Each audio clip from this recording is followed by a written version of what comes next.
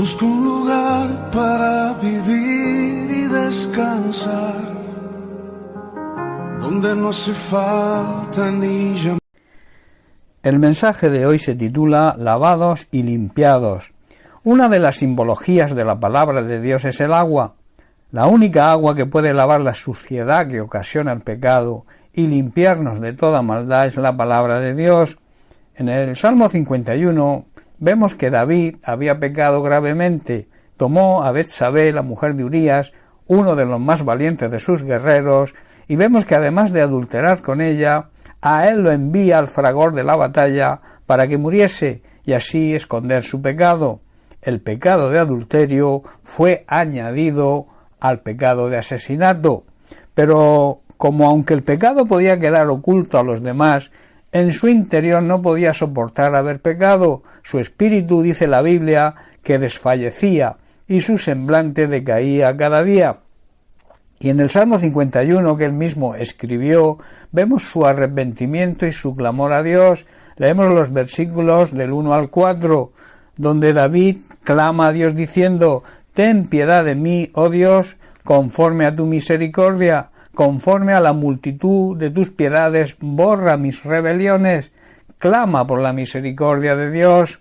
Versículo 2: «Lávame más y más de mi maldad, y límpiame de mi pecado». David reconoce que el único que puede lavar la suciedad de su pecado es Dios a través de su palabra. Verso 3: «Porque yo reconozco mis rebeliones y mi pecado está siempre delante de mí». Su conciencia no le dejaba dormir. «Contra ti», dice el versículo 4, «contra ti solo he pecado». David sabía y reconoce que todo pecado es contra Dios, y añade: «Y he hecho lo malo delante de tus ojos», para que sea reconocido justo en tu palabra y tenido por puro en tu juicio. David sabía y aceptaba el juicio de Dios sobre su pecado y lo consideraba justo y merecido. Esto, hermanos, es señal de un auténtico arrepentimiento. A través de esta vivencia de David podemos aprender varias cosas. La primera es que debemos clamar por la misericordia de Dios, luego saber que sólo Dios puede lavar nuestros pecados y que sólo Dios puede limpiar toda la maldad que existe en el ser humano, el odio, el rencor, la falta de perdón, la avaricia, el egoísmo y toda clase de malos pensamientos y sentimientos innatos en el ser humano. Y también debemos aprender que todo pecado es contra Dios. También debemos saber que el enemigo querrá hacernos ver que nuestros pecados se quedarán ensuciando perpetuamente nuestra vida, pero la realidad y la verdad que nos transmite la palabra de Dios es otra cosa bien distinta. Dios, cuando hay un arrepentimiento sincero, puede lavarnos con el agua de su palabra y purificarnos, y también nos puede limpiar de todo tipo de maldad que pueda existir en nuestro corazón, y así dejar nuestras vestiduras blancas. El color blanco es señal de pureza, y también resplandecientes, reflejando nuestra santidad hacia las personas que nos rodean, reflejando la santidad de Cristo, nuestro modelo a seguir. En la primera carta de Juan, capítulo 1, leemos el versículo 7, donde el apóstol Juan confirma las palabras de David. Dice así: «Pero si andamos en luz, como Él, Dios, está en luz, tenemos comunión unos con otros, y la sangre de Jesucristo, su Hijo, nos limpia de todo pecado». Y en el versículo 9 dice: «Si confesamos nuestros pecados, Él es fiel y justo para perdonar nuestros pecados y limpiarnos de toda maldad». El mensaje que oímos de Jesús y que nos transmite su palabra es que Dios es luz y en Él no hay nada de oscuridad, no hay tinieblas, que simbolizan ignorancia y pecado.